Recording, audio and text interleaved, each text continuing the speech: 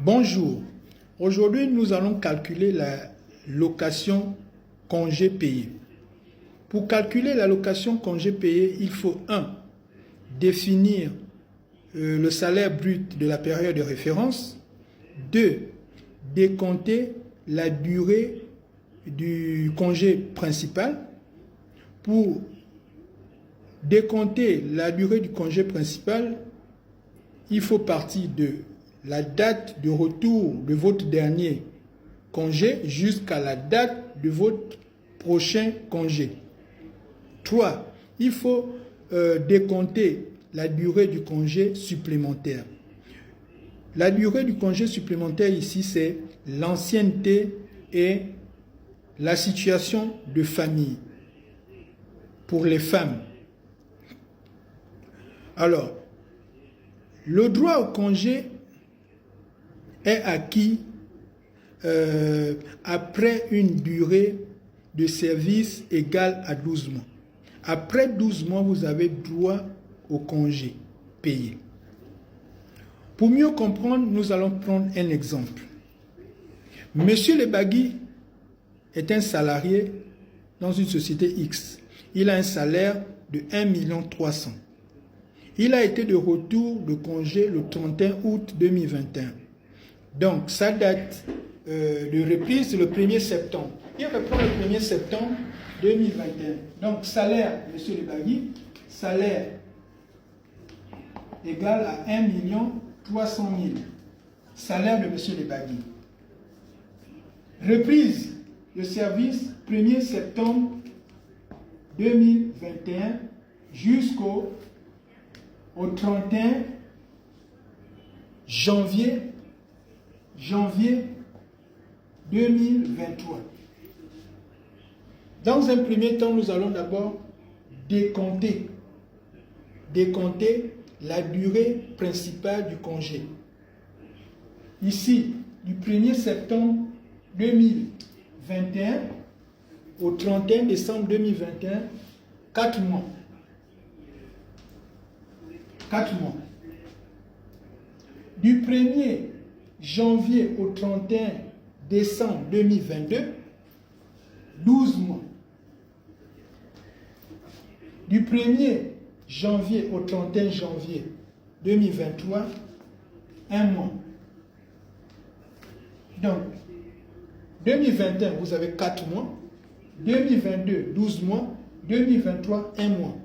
Ce qui nous donne un total de 17 mois. Mais comme vous le savez, le calcul des congés, le calcul des congés, vous avez 2 jours par mois. 17 mois. 2 jours, ça nous fait multiplier par 2, ça nous donne 34 jours. 34 jours. Voilà la durée du congé principal. C'est 34 jours. N'est-ce pas? Alors, qu'est-ce que nous allons faire dans un deuxième temps? Nous allons calculer le salaire brut de la période de référence. Le salaire brut de la période de référence. Salaire brut, période de référence égale à 1,3 million multiplié par 17 mois. Multiplié par 17 mois. Ce qu'il faut retenir, c'est que M. Lebagui a un salaire constant. Il est resté constant sur toute la durée. Si c'était un salaire qui variait, c'est un autre calcul. Mais nous allons voir ça dans les prochaines vidéos. Il a 1,3 million multiplié par 17, ce qui nous donne 22 millions 100. 22 millions 100. Donc, nous avons 22 millions 100, c'est le salaire brut de la période de référence. 22 millions 100.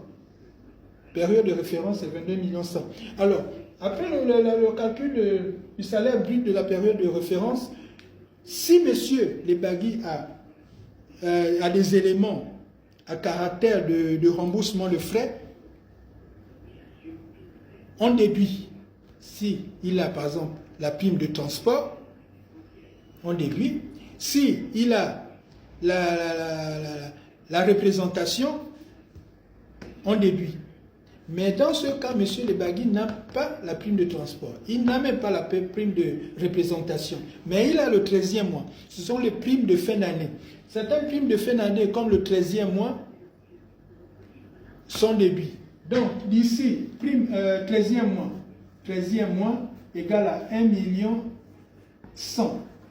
Donc, 1 100 000 du 13e mois de M. Lebagui doit être déduit de 22 millions du salaire brut de référence, de la période de référence. Donc, nous allons faire 22 millions 100 moins 1 100 000 égale à combien? 22 millions 100 moins 1 100 000. Nous trouvons 21 millions. 21 millions, c'est le salaire brut de référence. Salaire brut de référence. Lorsque nous avons trouvé le salaire brut de référence, nous allons passer au salaire, à l'allocation, pardon. À l'allocation congé principal. Allocation congé principal. Égal à quoi? Aux 21 millions là. 21 millions divisé par 12 mois. Les congés se calculent sur 12 mois.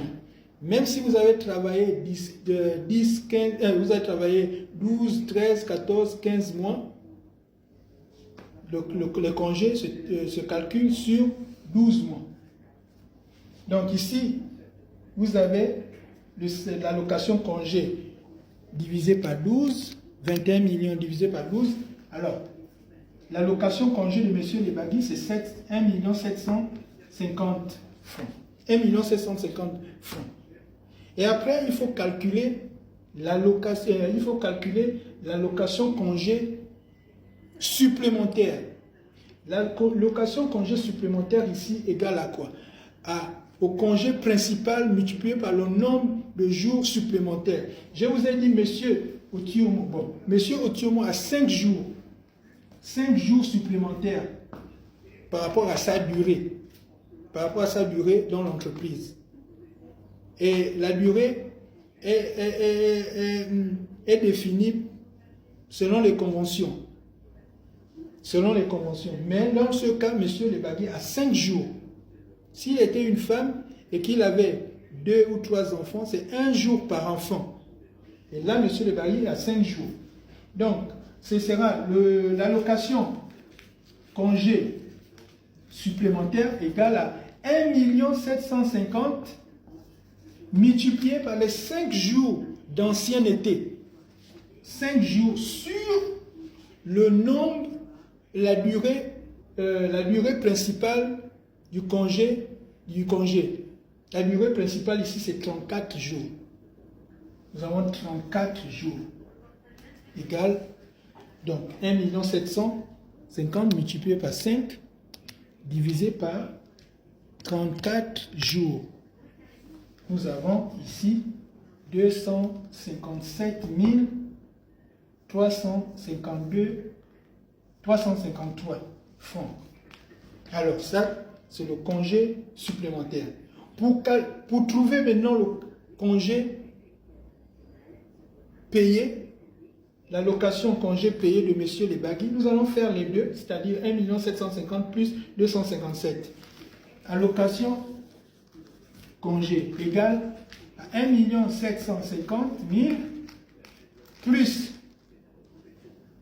257 353 égale à